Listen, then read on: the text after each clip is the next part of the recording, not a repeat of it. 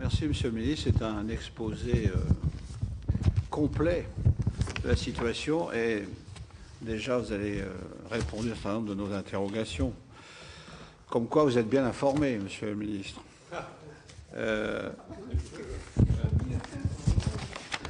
Alors, cette commission d'enquête, simplement rappeler comment ça marche, quoi. Ici au Sénat, c'est sûrement proche de ce qui se passe à l'Assemblée.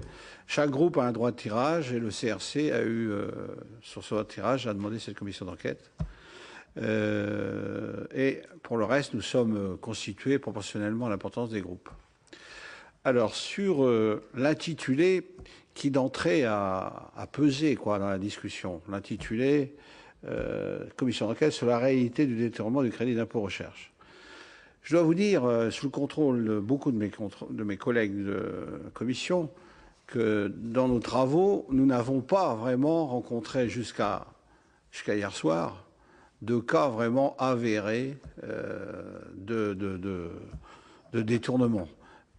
Et nous avons dit régulièrement, Monsieur le Ministre, que notre job consistait pour l'essentiel à écarter, à élaguer, à écourter les tentations parfois de considérer le crédit d'impôt étant plus comme une niche fiscale qu'une incitation à la recherche, car ça existe aussi. Mais nous considérions globalement que c'était, par rapport à l'intérêt du dispositif, que c'était assez résiduel. Mais nous avions quand même quelques propositions à faire, notamment, je en citerai une, sur le rôle parfois des conseils, des cabinets, etc., qui introduisent des dossiers, souvent n'assurant même pas jusqu'à la fin leur mission et laissant les entreprises, notamment les PME, PMI qui en ont besoin, un peu dans la difficulté. Or, hier soir, il faut bien dire que nous avons, en tout cas les membres de la commission, pour beaucoup d'entre eux, nous avons eu un choc en apprenant qu'une entreprise publique, et donc ça a bien été rappelé, publique, avait créé des filiales pour faire en sorte d'échapper à la législation. Donc vous connaissez par cœur. Donc on a compris depuis qu'il s'agissait d'un rapport de 2009, mais on souhaiterait quand même, Monsieur le Ministre, que vous puissiez, sur un sujet quand même assez sensible, hein, c'est quand même une entreprise nationale, qui est d'ailleurs actuellement en discussion avec ses principaux partenaires sur sa capitalisation. Tout ceci n'est pas toujours neutre. Et ça nous a beaucoup choqués. Alors, nous souhaitons vous demander tout simplement, parce que vous avez tous les éléments de cette entreprise publique, donc vous savez très bien les choses, vous avez les services fiscaux, que vous nous disiez ici clairement ce que vous pensez de cette qui trouble un peu la sérénité de nos travaux. Bon, parce qu'en fait, quand on raconte, enfin quand on expose quasiment, bon, ça n'a pas peut-être été clairement détournement, mais enfin les explications valaient détournement, si j'ose dire. Alors, nous souhaiterions avoir votre avis. Pour le reste, il est vrai qu'il reste une difficulté technique importante qui est celle du périmètre qui en réalité définit les dépenses éligibles.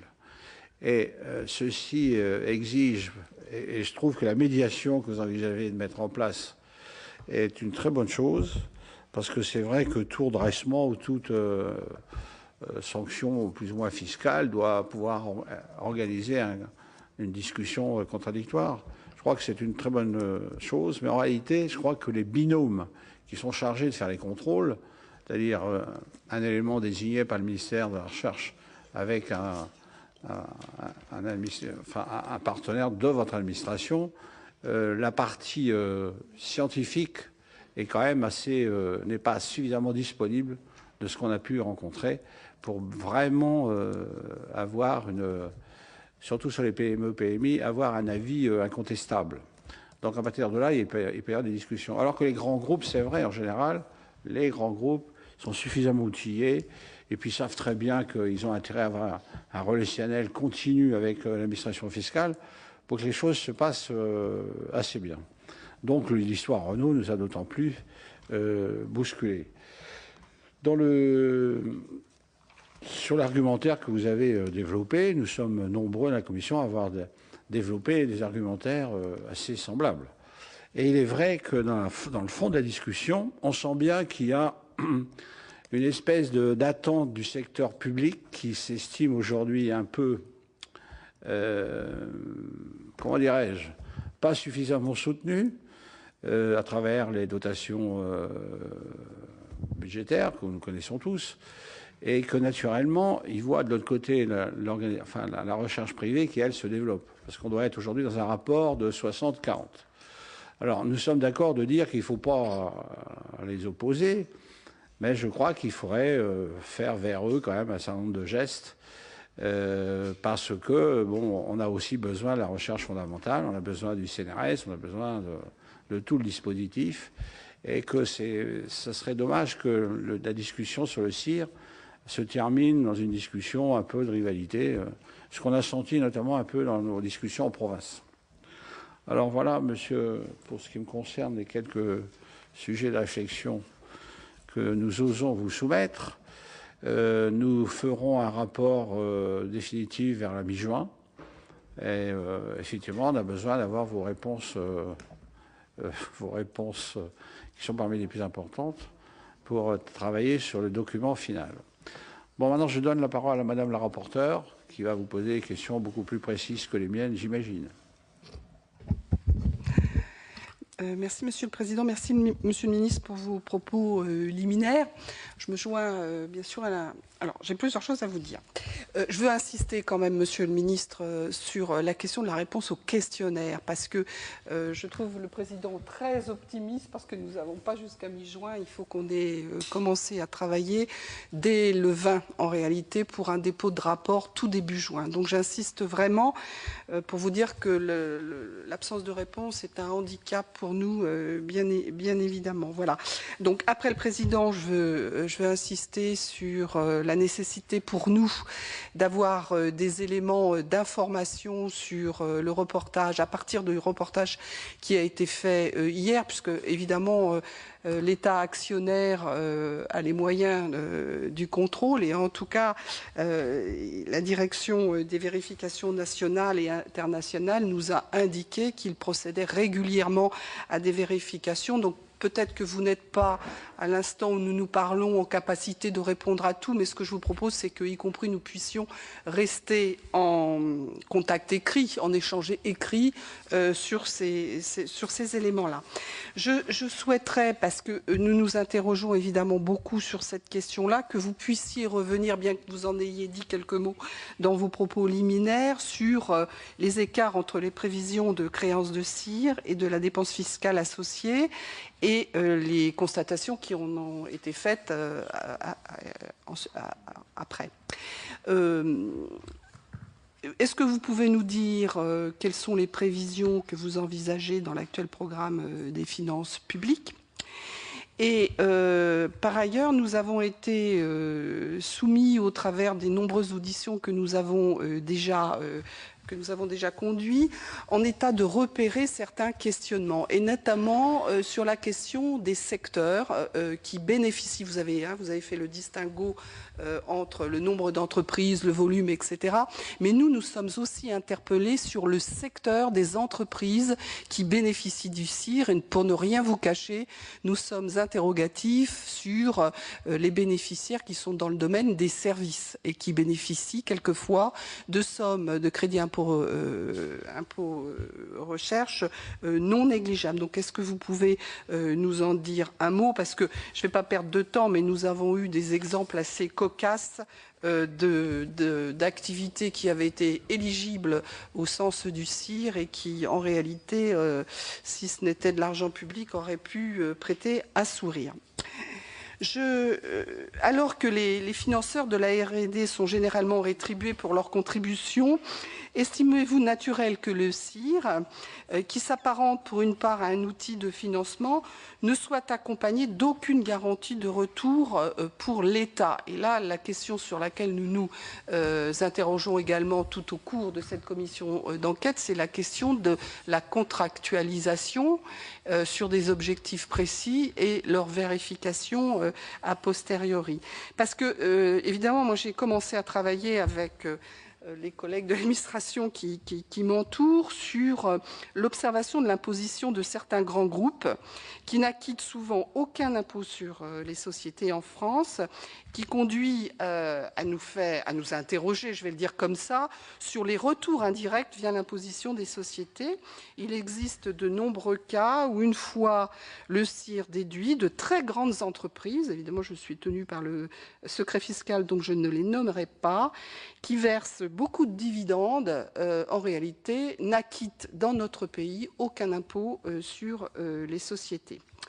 Nous avons auditionné la Cour des comptes, comme vous le savez certainement, et vous savez aussi qu'elle avait formulé 17 recommandations principales.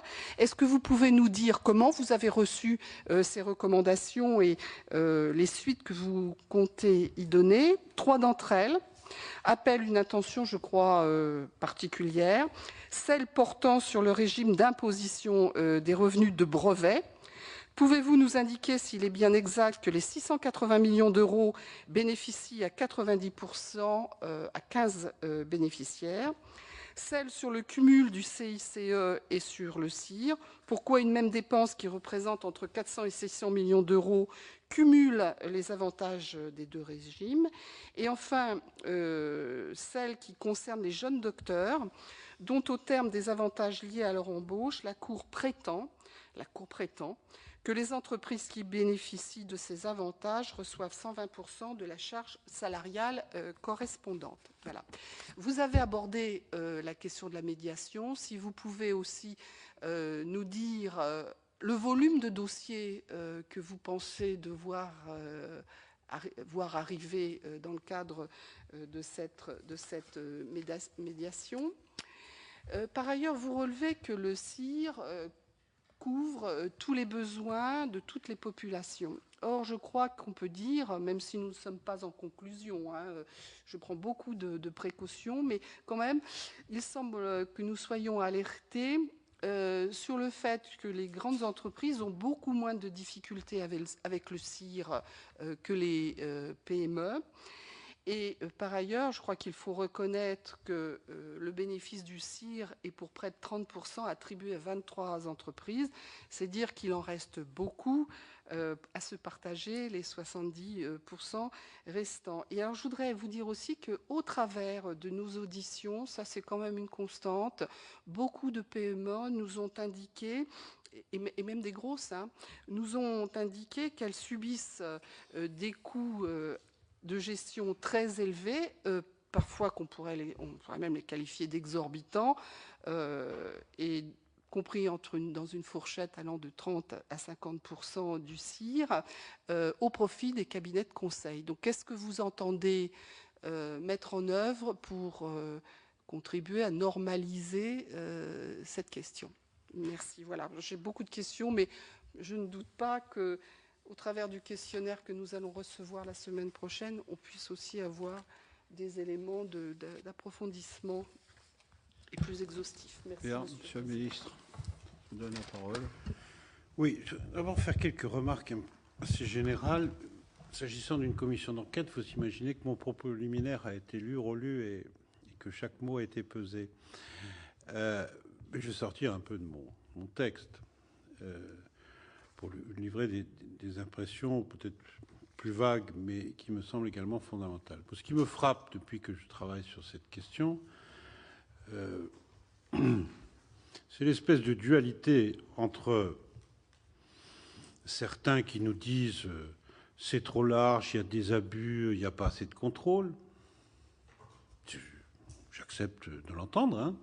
Moi-même, me suis posé souvent beaucoup de questions. Et puis le fait que je ne peux sortir dans une réunion d'entrepreneurs sans me faire interpeller sur la lourdeur des contrôles relatifs au CIR.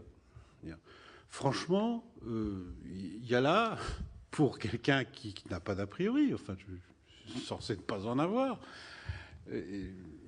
appliquons la loi, vraiment extraordinaire. On a eu des débats dans les assemblées, tout ça est normal, je ne m'en plains pas.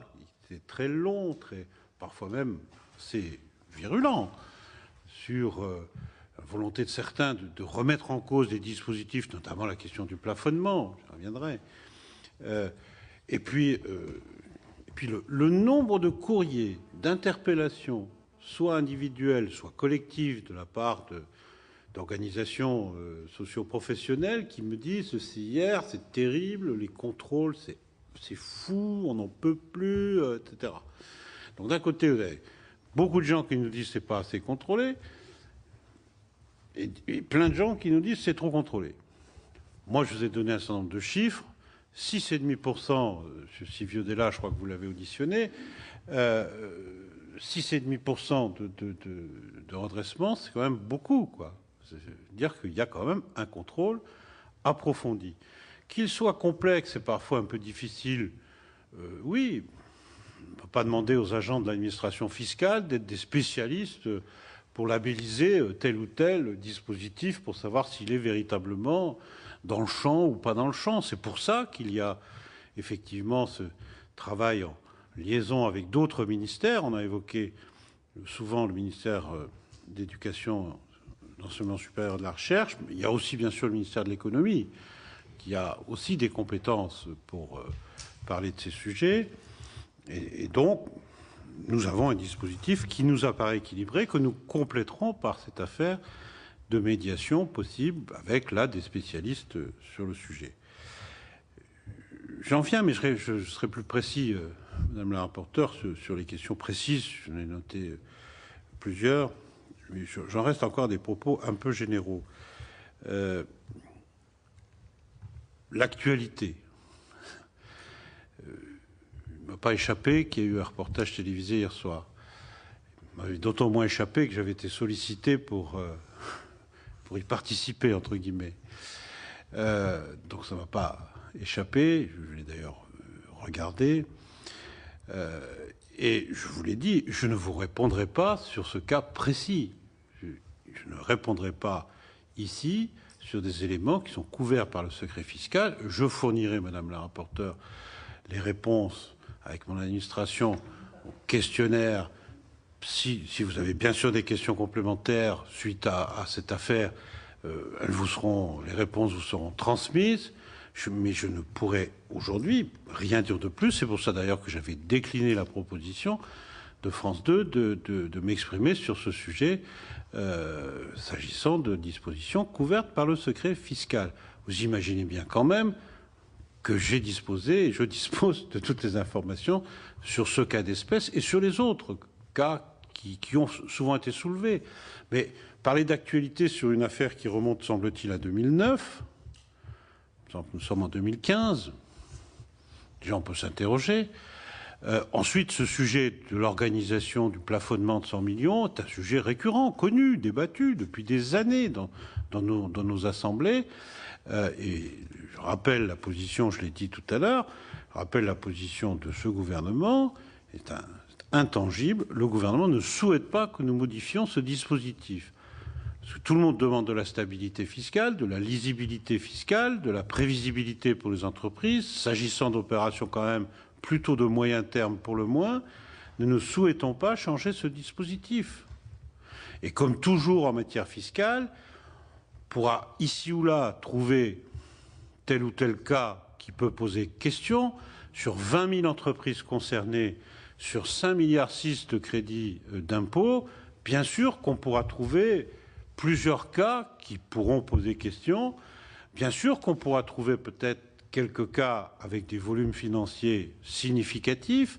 Faut-il pour autant rajouter de la complexité à quelque chose qui, j'ai dit que c'était simple et lisible, reconnaissez quand même que c'est assez technique quand même dans la mise en œuvre. Vous l'avez dit, ça peut être compliqué pour les TPE ou pour les PME. Ça nécessite souvent l'appel à des conseils fiscaux.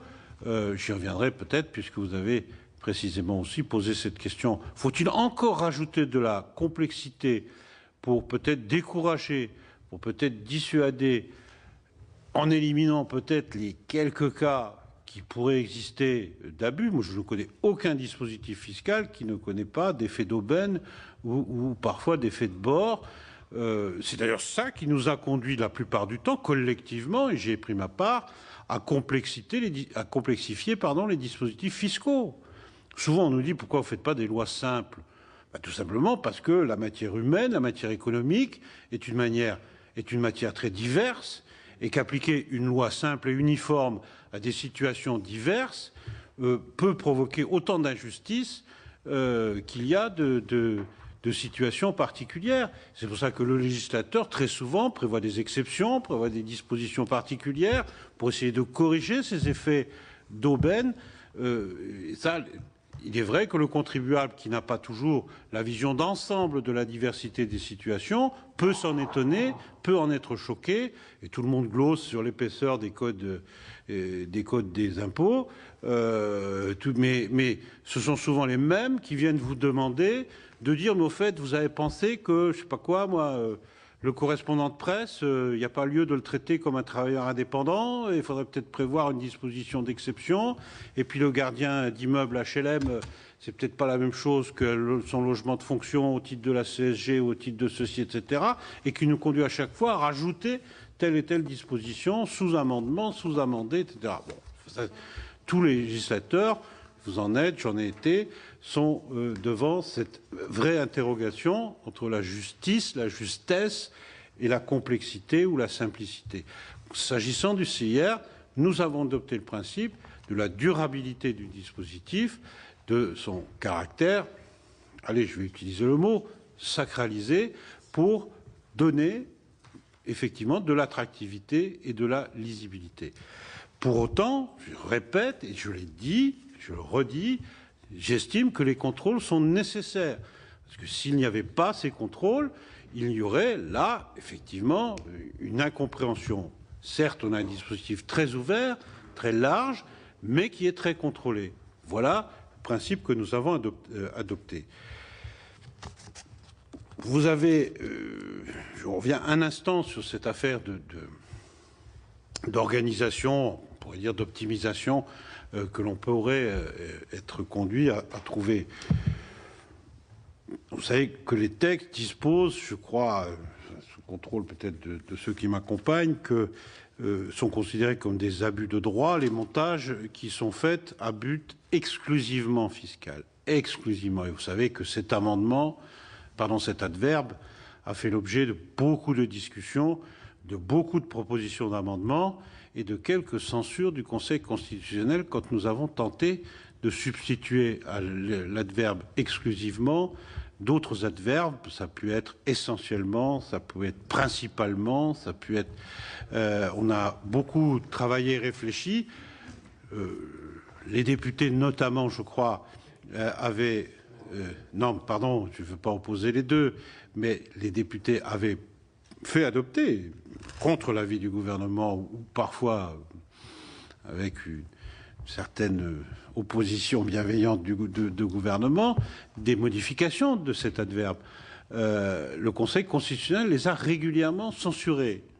Nous sommes là devant une vraie difficulté. Pour autant, il faut continuer le travail, et notamment sur la question... D'ailleurs, le notamment pourrait... Je souris parce que le notamment aussi, dans la loi, peut faire l'objet de livres entiers. Mais la question qui se pose par rapport à la fiscalité des brevets, j'en profite pour... enfin, la fiscalité des produits des brevets, c'est une vraie question, sont des questions qui se discutent et qui se traitent au niveau européen et dont nous espérons d'ailleurs arriver très prochainement à un aboutissement. Je crois que probablement au mois de juin, en tout cas c'est le souhait de Michel Sapin qui s'occupe plus particulièrement de ces questions que moi et de quelques autres. Un certain nombre de pays sont maintenant à peu près d'accord pour traiter ces questions de patent box, de lieux d'exploitation de brevets dans des pays à fiscalité évidemment favorable. Mais pour l'instant, les choses n'ont pas abouti, mais je crois pouvoir dire, il me semble d'ailleurs que Michel Sapin en a parlé hier à l'Assemblée nationale dans une réponse à une question lors d'un débat, que ces questions sont vraiment au cœur de travaux avec l'OCDE, mais aussi avec nos partenaires européens. Pour aller, je le ferai certainement dans le désordre, et m'en excuserez.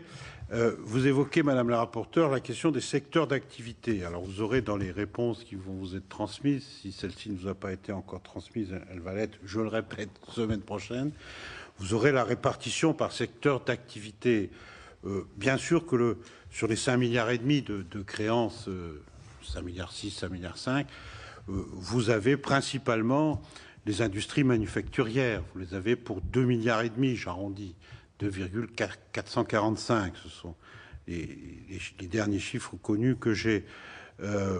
Quant aux activités financières et d'assurance, elles portaient en 2013, ce sont les chiffres de l'année 2013, sur moins de 300 millions d'euros. Alors qui, dans la masse, me paraît quand même être plutôt faible. Je sais que des interrogations existent sur ce sujet, vous les avez exprimées d'ailleurs clairement. Elles ont pu représenter par le passé des sommes, enfin ça varie dans la durée. Vous aurez là le tableau suivant les différents types d'activités. Les activités spécialisées scientifiques et techniques représentent plus d'1 milliard d'euros. En matière d'information et de communication, on trouve là, bien sûr, ce qui concerne le numérique, je pense, autour de 800 millions d'euros. Vous voyez que quand même les secteurs automobiles etc. représentent près de 500 millions d'euros. Bon, on ne trouve pas les activités financières et bancaires, puisque c'est souvent ce qui est mis en avant. Quand vous parliez de services, on ne les trouve pas sur le podium, et même pas, je pense, dans les 6 ou 7 premiers. Donc vous aurez cette information dès qu'elle aura été validée définitivement dans le courant de la semaine prochaine, je ne le dirai plus. Vous m'interrogez sur la fiabilité des prévisions. Les prévisions, effectivement, si on regarde les écarts de prévision et de réalisation, ils étaient sur les créances 2010, il était de 9%, ce qui peut apparaître beaucoup, ce qui avait justifié un peu les critiques. Sur 2011, il était de 0%. Attendez, pardon, le tableau est un peu complexe. Sur les créances 2010, le PLF 2014 sur 2013 les a réévalués de 2,6 et le PLF 2015-2014 les a réévalués de 9%. C'est beaucoup. 2011, on était sur le même chronique. Pour les créances de 2011, on était de 4,4 et de 0. 2012 de 2,7 et de 1, et 2013 on est de 1,2 et de 1. C'est-à-dire, vous voyez que les créances les plus récentes n'ont pas été, n'ont pas connu d'écart significatif entre les prévisions et les réalisations. Mais là encore, vous aurez ça dans les réponses la semaine prochaine. Je pense que effectivement, la mise en œuvre du plan de relance, l'anticipation des versements, etc., ont fait que là, les écarts entre prévision et réalisation étaient effectivement importants. Vous m'interrogez aussi sur alors imposition des brevets, j'en ai parlé, sur le cumul CIE-CIR. Une question qui mérite d'être soulevée, elle a déjà été, elle le sera certainement encore.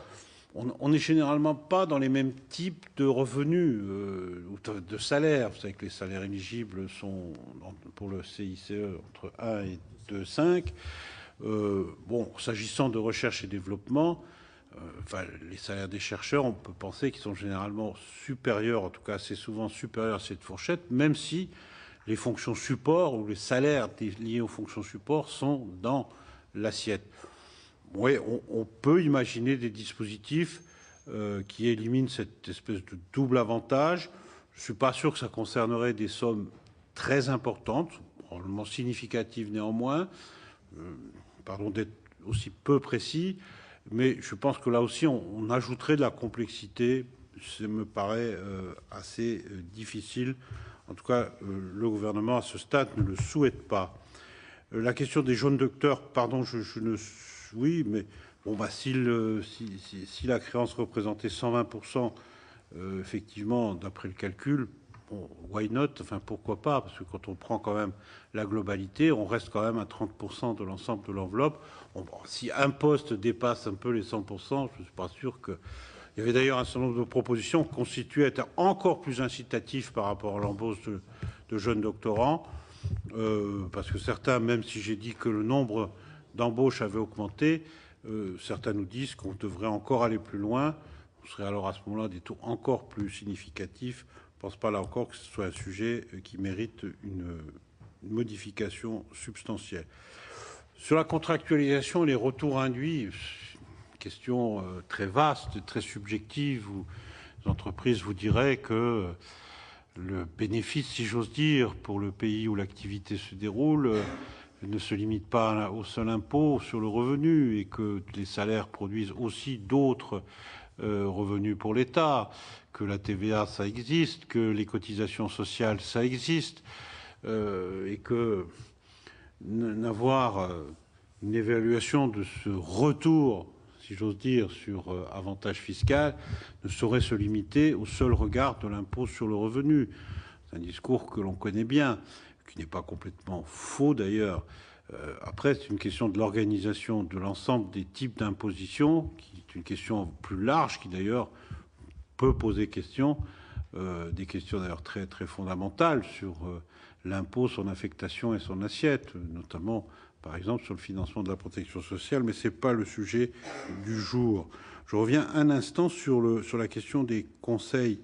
Oui, il y a, me semble-t-il, beaucoup de cabinets spécialisés dont on peut parfois s'interroger sur le professionnalisme, la précision et la fiabilité.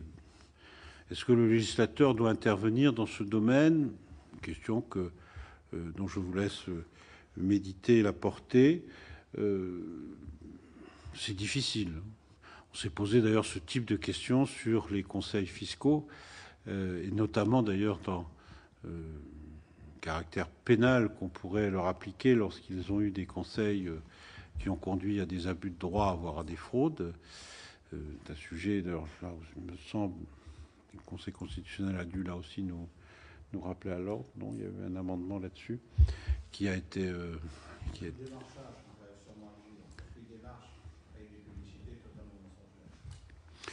Peut-être. Là, je ne suis pas fermé à des propositions de ce type, hein, mais j'ai vu des cas, y compris sur le terrain, dans des entreprises qui nous disent... C'est pour ça que nous souhaitons développer, je sais que ça ne fait pas toujours complètement plaisir à notre administration, parce que c'est la surcharge de travail, mais je le dis quand même, et parce que je le pense et que je souhaite que ça se fasse, nous souhaitons développer le rescrit. La notion de rescrit plus précis et plus complet, je l'ai dit, sur les petites entreprises, maintenant on va élargir la chose, on va permettre une prise en compte chiffrée. Donc, j'ai la même position en matière fiscale. Je connais parfois un peu la frilosité de mon administration sur ce sujet. D'ailleurs, on s'interroge toujours sur la non-réponse, qu'est-ce qu'elle vaut, etc., les délais.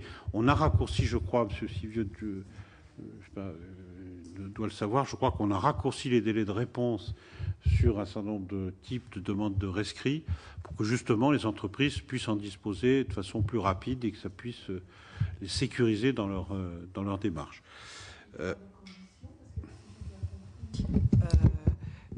Il y aurait engagement de votre part. Donc, c'est quoi les conditions? Vous engagez sur le montant? Oui. Et alors, c'est quoi les conditions que l'on demande? L'entreprise nous décrit son projet. L'entreprise nous le décrit de façon suffisamment précise pour que nous puissions à la fois valider le projet, ça c'est l'aspect un peu plus subjectif, mais aussi valider le montant de la créance qui serait prise en compte. Ça n'exclut pas, le contrôle a posteriori, bien entendu. Hein, mais bien sûr que quand on fait un rescrit, on s'engage sur... on s'engage. Je vous en prie. Bien. Là, il y aurait en fait garantie de l'État, je vais le dire comme ça. Et donc, sur le montant, c'est ce que vous avez dit. Donc, c'est quoi la contrepartie exigée et la conditionnalité qu'on va mettre à tout ça? Parce que... C'est pas sur le montant, c'est sur le taux.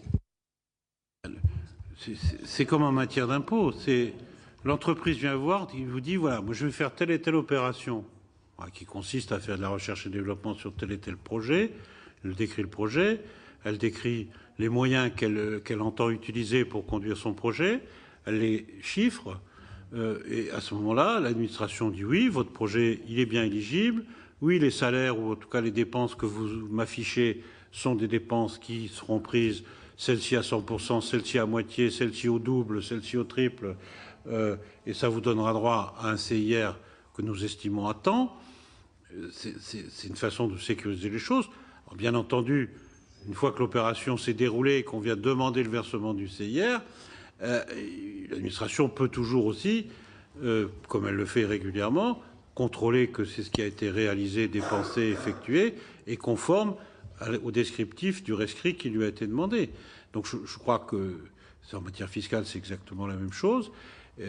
Après, si l'administration estime que ça n'empêche pas le contentieux, hein, le rescrit. Je veux dire, enfin, rien n'empêche d'ailleurs jamais le contentieux, y compris la conciliation, etc. On peut toujours ensuite dire... c'est pour les projets qui durent 4-5 ans que c'est parfois les mises à jour, mais c'est une garantie même que les banques demandent. Hein. Il n'y a rien qui ne s'oppose à des processus itératifs. Hein. C'est-à-dire si au bout de 2 ans, sur un projet, on dit ben voilà, le projet a évolué de telle et telle façon, et on revient vers l'administration fiscale en disant voilà quelle est la nouvelle orientation du projet compte tenu du contexte et je veux dire de l'objectif, l'administration fiscale peut aussi adapter sa position. D'une façon générale, je ne veux pas m'éloigner du sujet, mais d'une façon générale, nous sommes favorables à l'utilisation du principe de rescrit en matière de CIR comme en matière d'impôts, comme en matière de montage de dispositifs fiscaux. Ça donne plus de travail en amont, oui, mais ça donne moins de travail en aval. Et c'est tout à fait notre objectif. Mais je pense que c'est effectivement très important. Alors j'ai dit sous forme de boutade hein, tout à l'heure que mon administration n'était pas toujours favorable, parce que bon... oui, non mais il faut que je me méfie, j'aime de temps en temps plaisanter, malgré mon visage parfois un peu sévère, mais quand on s'exprime ici, il vaut mieux éviter de le faire. De toute façon, l'administration fait par principe ce que lui commande de faire le ministre. Voilà, donc on s'assure que le... Bon, je vais donner la parole à quelques-uns de mes collègues, parce que... Oui, pardon. Si vous êtes d'accord. Oui, bien sûr. Bon, monsieur, mon voisin, monsieur Raoul. Oui, monsieur le ministre, vous avez bien dit que c'était un outil simple, puissant, mais stabilisé.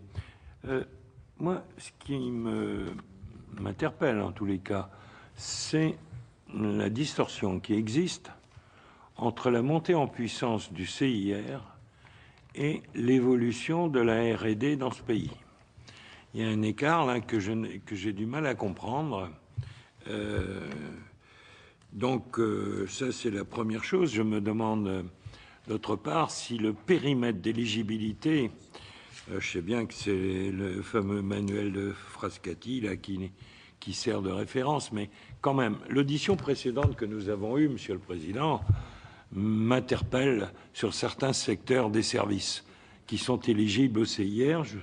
Je le dis aussi par rapport au CICE, le périmètre d'éligibilité me pose aussi problème. Je sais bien qu'il y a un problème de constitutionnalité qui a été posé déjà hein, et qu'il y a égalité des entreprises devant, etc., devant la loi. Donc en tous les cas, c'est ma première interrogation. Et quand on voit les montants qui sont atteints, et sans doute on va friser les 6 milliards pour 2015, donc la deuxième interrogation, c'est que le CIR est un outil, un levier pour le développement de la recherche. Et donc c'est aussi un facteur d'attractivité pour des centres de recherche venant de l'étranger. Mais le problème que je me pose, c'est quand on a le retour sur investissement. Parce que quand on dépasse la phase bêta de développement, la plupart du temps, la production part ailleurs. Autrement dit, les emplois créés, indépendamment des emplois dans les centres de recherche, mais je parle des emplois en production dans le secteur industriel en particulier, on n'a pas le retour sur investissement.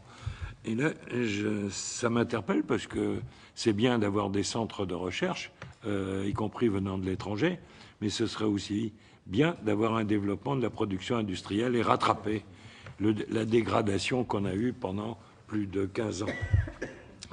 Enfin, je suis tout à fait d'accord, vous l'avez évoqué, Monsieur le Ministre, le développement, et en tous les cas, du rescrit.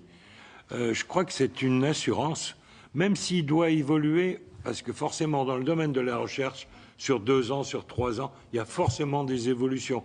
Mais en tous les cas, par rapport au périmètre initial, autrement dit, les actions éligibles au départ et le taux, donc, mais le taux, pour la plupart du temps, on le connaît, ça dépasse pas, on n'atteint pas le plafond des 100 millions. Et donc, on le connaît, c'est plutôt le périmètre qui évolue au cours du développement de la recherche. Et c'est une garantie, comme tu dis, et une confiance, mais c'est sûr qu'il faudrait pouvoir revoir le rescrit, un rescrit évolutif, je ne sais pas comment le dire, enfin, qui devrait permettre encore de développer la confiance. Voilà les quelques remarques que je voulais vous faire, et en particulier la distorsion et le retour sur investissement. Monsieur Vincent. Oui, merci, Monsieur le Président.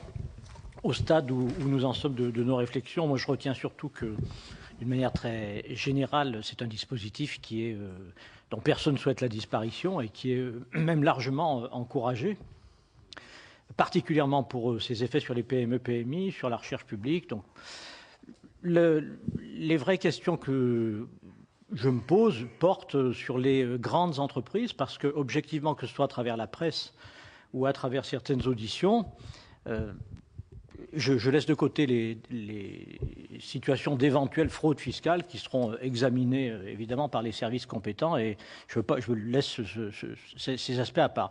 Mais sur les aspects efficacité économique et retour de développement de la R&D en France, la question que je me pose, c'est ne faut-il pas tout de même, en particulier pour les grandes entreprises qui émargent pour des montants considérables, ajouter quelques autres conditions, parce que nous avons eu témoignage, en tout cas, de pratiques qui sont objectivement presque choquantes par rapport à l'effort que consent la nation au bénéfice de ces groupes.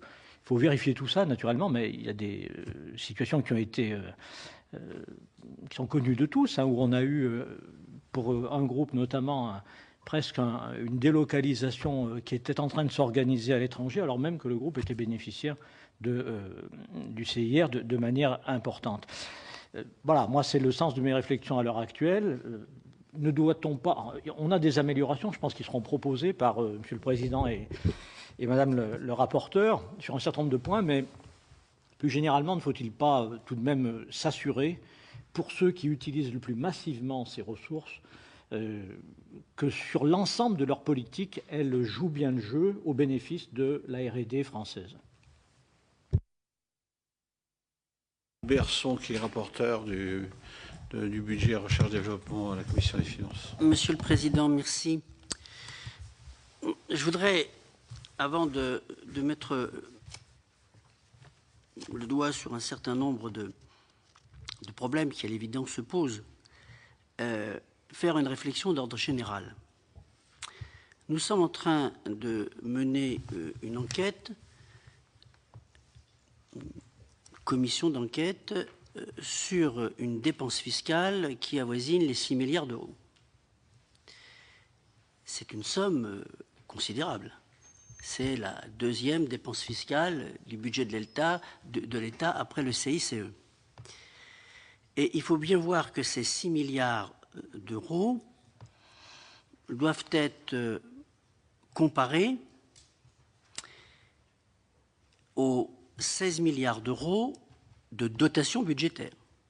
C'est-à-dire que l'État fait un double effort, un effort de 16 milliards d'euros pour la recherche publique et un effort de 6 milliards d'euros pour la recherche privée, puisque la dépense fiscale, ce sont les entreprises qui en bénéficient. Et ces 6 milliards d'euros financent une partie de la recherche privée qui est de 26 milliards. C'est-à-dire sur les 26 milliards d'euros de recherche privée dans notre pays, 6 sont financés par l'État, grâce à cette dépense fiscale. Donc quand on donne ces chiffres, on comprend que le crédit d'impôt recherche soit un sujet, je dirais, passionnel, qui fasse l'objet de beaucoup de débats, quelquefois déraisonnables, mais c'est certainement l'un des débats où le Parlement, je dirais, intervient le plus fréquemment. Ça, c'est ma réflexion d'ordre général. Pour en tirer une simple conclusion, c'est que je pense qu'il faut réfléchir de façon très, très précise sur le niveau du curseur. L'État doit inciter, développer, soutenir la recherche, publique et privée. Mais où mettre le curseur entre l'effort en direction du public et l'effort en direction du privé?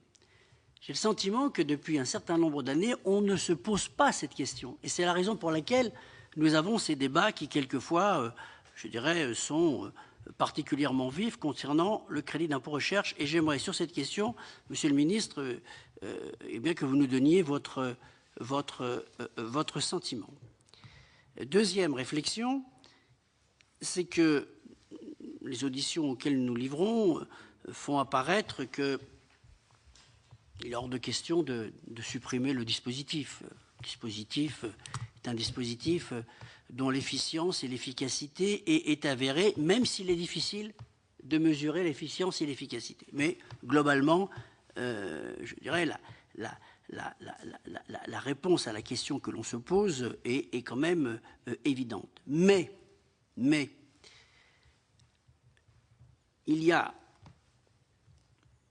une difficulté, cela a été dit par mon prédécesseur, c'est que le dispositif est universel, il concerne toutes les entreprises, quelle que soit leur taille, quelle que soit leur branche, et on voit bien que le crédit d'impôt recherche chez Carrefour, chez Darty, dans les maisons d'édition, dans l'audiovisuel, et je ne parle pas des banques et des assurances, la pertinence, l'efficience, l'efficacité du crédit d'impôt recherche dans ces branches-là pose quand même problème. Alors je sais bien que juridiquement et constitutionnellement et aussi avec les dispositions européennes, c'est pas facile à régler. Mais ceci m'amène à vous poser, Monsieur le Ministre, une deuxième question, c'est que qu'est-ce qui est le plus efficace finalement?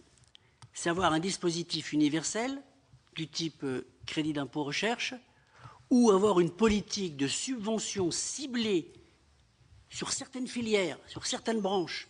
Hein, il y a la Nouvelle France industrielle avec ses 24 plans. Bon, là aussi, il faudrait avoir cette réflexion. Est-ce qu'on continue à avoir un dispositif universel ou est-ce que l'on cible sur les secteurs stratégiques? Troisième question, l'analyse a été faite, le crédit d'impôt recherche est beaucoup plus utile, beaucoup plus efficace, beaucoup plus efficient pour les PME et les ETI que pour les grands groupes industriels. Les grands groupes, les grandes entreprises, soit industrielles pour la plupart. Et le crédit d'impôt recherche, en gros, c'est un tiers, enfin je résume, hein, c'est un tiers PME, moins de 250, un tiers ETI, 255 000, et un tiers plus de 5 000. Bon. En volume du CIR, si, exact, si, c'est à peu près ça. J'arrondis, c'est un peu plus pour les ETI, un petit peu moins pour les grandes entreprises et un petit peu plus pour les PME. Et là aussi, il existe un dispositif qui permet de plafonner avec la règle des 5% et des 100 millions d'euros, qui permet donc de maîtriser, je dirais, le crédit d'impôt recherche dans les grandes entreprises, mais est-ce que l'effort ne doit pas être encore plus important pour les PME au détriment des grandes entreprises? Il y a des chefs de grandes entreprises qui nous l'ont dit. Alors ça ne choquerait pas qu'effectivement on facilite la recherche, on incite davantage la recherche pour les PME et même les ETI que pour les grandes entreprises. Enfin, ma dernière question, alors elle est un peu plus technique, Monsieur le Ministre, c'est que à l'heure actuelle, la sous-traitance pose un problème. Des entreprises sous-traitent des dépenses de recherche. Ces dépenses sous-traitées sont plafonnées. Ce ne sont pas ceux qui font la recherche qui déclarent et qui bénéficient du CIR, mais les donneurs d'ordre. Est-ce que sur ce sujet-là, il n'y aurait pas nécessité de faire évoluer le dispositif, dans le sens où ce serait celui qui cherche qui bénéficierait du crédit d'impôt recherche, et par là même ça aiderait beaucoup plus les PME, car ce sont surtout les PME qui font de la sous-traitance à la demande des grands groupes. Là, il y a une question aussi là, qui mérite d'être posée. C'est la raison pour laquelle je pose cette question. Je termine, parce que j'ai le sentiment d'être un peu long. Sur là, je dirais, Monsieur le Ministre, c'est une question qui est simple, finalement. Et vous seul êtes en capacité de la régler. Le contrôle, il est effectué de deux façons.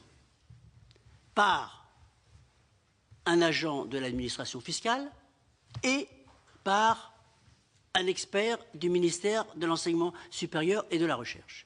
Lui seul, l'expert, est en capacité de dire si la dépense relève ou non de la recherche. On sait, on a constaté, toutes les auditions le montrent, que nous manquons d'experts et que par conséquent, le contrôle n'est pas fait de façon satisfaisante. On ne manque pas d'agents à l'administration de Bercy, mais on manque d'experts au ministère de l'Enseignement supérieur et de la Recherche. Et lorsque ces experts participent donc au contrôle, ils le font dans leur bureau. Pas de contrôle sur place, pas de contrôle sur pièce. Et il n'y a pas non plus de débat contradictoire. Il y a un débat contradictoire entre l'entreprise et l'agent du fisc. Ça, c'est constitutionnel quasiment. Mais il n'y a pas de débat contradictoire entre l'expert, le chercheur de l'entreprise et l'expert du ministère. Et ça pose un vrai problème. Et ça pose un vrai problème. Il y a un dialogue, mais ce n'est pas le dialogue contradictoire et la contre-expertise n'est pas non plus, je dirais, de droit. Et donc là, il y a une question de moyens qui devrait être mise, à mon sens, de moyens supplémentaires mis à la disposition du ministère pour qu'il y ait donc davantage d'experts et que les experts soient en capacité de réaliser leur expertise, non pas en chambre, mais effectivement sur place, car c'est, je pense, ainsi qu'il convient de faire les expertises. Bien, Monsieur le Ministre, si vous pouvez répondre à quelques questions, s'il y a un problème, simplement faire par écrit aussi s'il y a un problème. La précaution d'usage sur le fait que le secrétaire d'État au budget n'est pas spécialiste de tout. Hein, donc il y a peut-être un certain nombre de questions auxquelles je ne serais pas forcément en mesure d'apporter toutes les réponses, s'agissant de questions parfois très techniques liées au sujet, notamment la dernière partie de l'intervention du sénateur Berson sur la question du nombre de fonctionnaires, de la méthode des experts mis à disposition par le ministère de l'Enseignement supérieur et de la Recherche, le fait qu'ils sortiraient ou pas de leur bureau, ne relève pas de mon administration.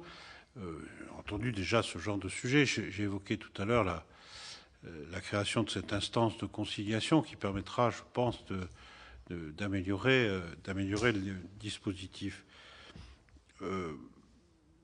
Beaucoup de questions, évidemment importantes, ont été posées. Je reprends là encore celle qui est venue à l'instant sur la question des sous-traitants.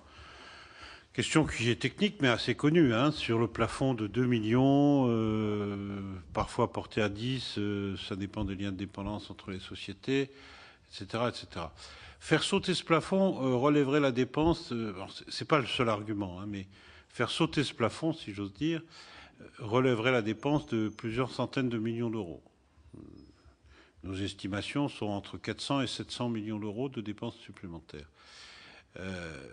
Ensuite, il faut quand même reconnaître que dans les échanges qu'il peut y avoir entre une entreprise et son sous-traitant, il y a aussi des marges. Le sous-traitant, il ne travaille pas pour rien non plus.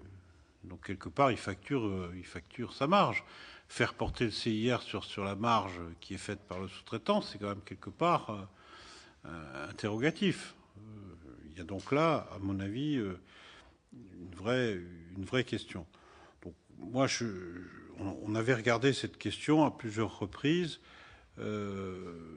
L'administration, dans sa instruction qui est mise en cause, elle est de 2014, elle n'a fait que reprendre les termes de la loi. Là-dessus, nous sommes très clairs. Si changement il pouvait y avoir, ce n'est pas un changement dans l'instruction produite par mes services, mais ça ne pourrait être qu'un changement législatif. Je ne suis pas a priori très favorable. Il y a un élément budgétaire qui est évidemment important.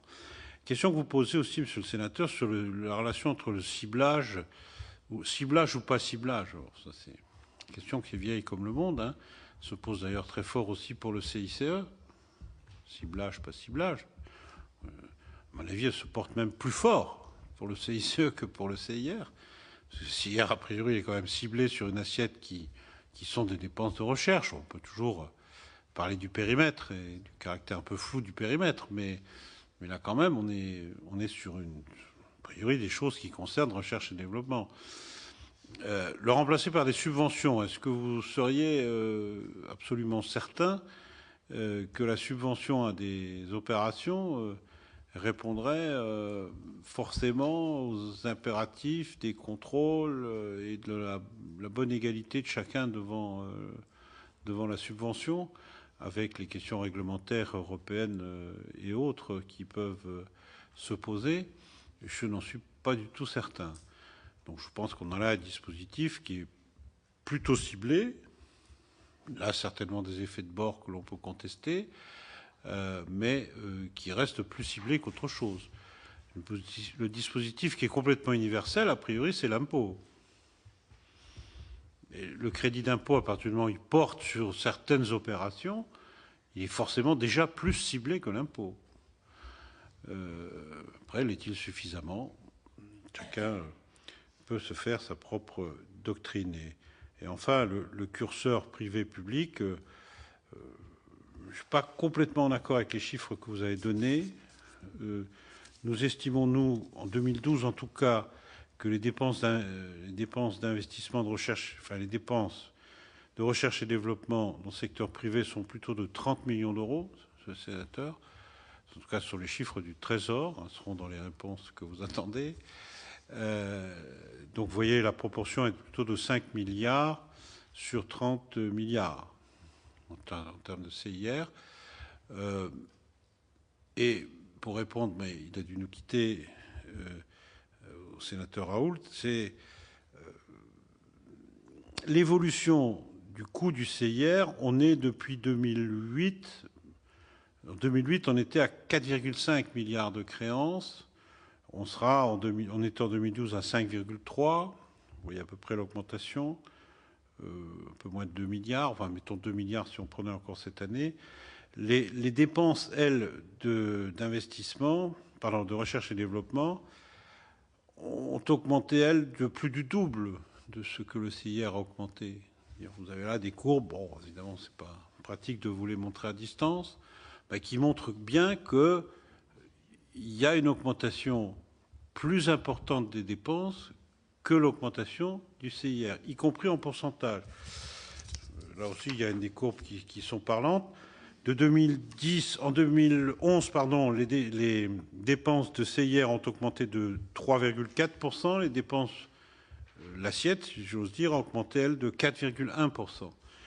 L'écart est encore plus important en 2012, puisqu'en 2012, le CIR, la créance a augmenté de 3,5%, alors que les dépenses ont augmenté, elles, de 5,2%. Vous voyez qu'on a une augmentation plus forte des dépenses R&D en pourcentage que l'augmentation elle-même du CIR. Pour revenir, et ça me paraît très important, j'ai conscience que je commence à être long aussi,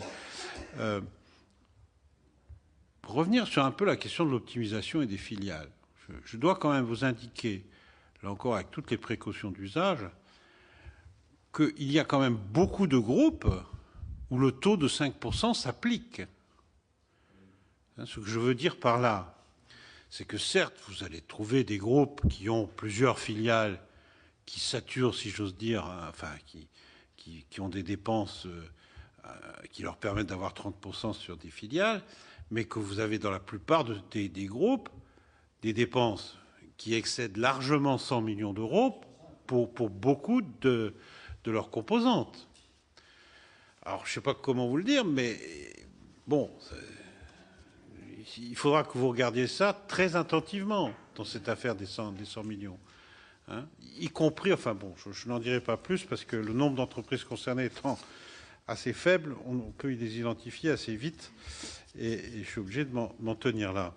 Juste aussi un élément de réponse sur une des questions qui est souvent évoquée, c'est la question des dépenses faites à l'étranger, qui pourraient, de R&D faites à l'étranger qui pourraient être éligibles au CIR. Il y en a, hein, bien entendu. Elles représentent, j'ai perdu mon papier, 1,32% du montant du CIR. Donc ces cas sont quand même très marginaux. C'est moins de 1,5% des dépenses R&D qui donnent lieu à crédit d'impôt recherche qui sont effectuées à l'étranger.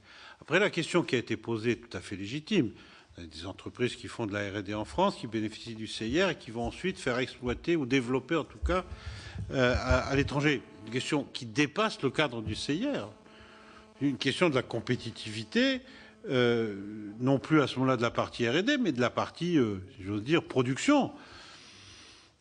Voilà. Je pense que ce que fait le gouvernement concernant la compétitivité, coût de la manœuvre notamment et les mouvements que nous faisons sur différents types d'impôts participent au fait que nous pensons que ce type de démarche pourrait être de nature à ralentir. Enfin, c'est évidemment l'une des motivations de la mise en place d'un certain nombre d'allègements d'impôts ou de cotisations que le Parlement a bien voulu accepter, en tout cas majoritairement.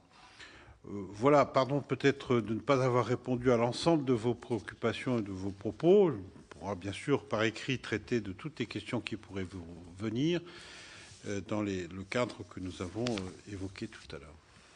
Merci, Monsieur le ministre. Vous dire quand même que la position globale de la Commission n'est pas de remettre en cause le principe. Hein.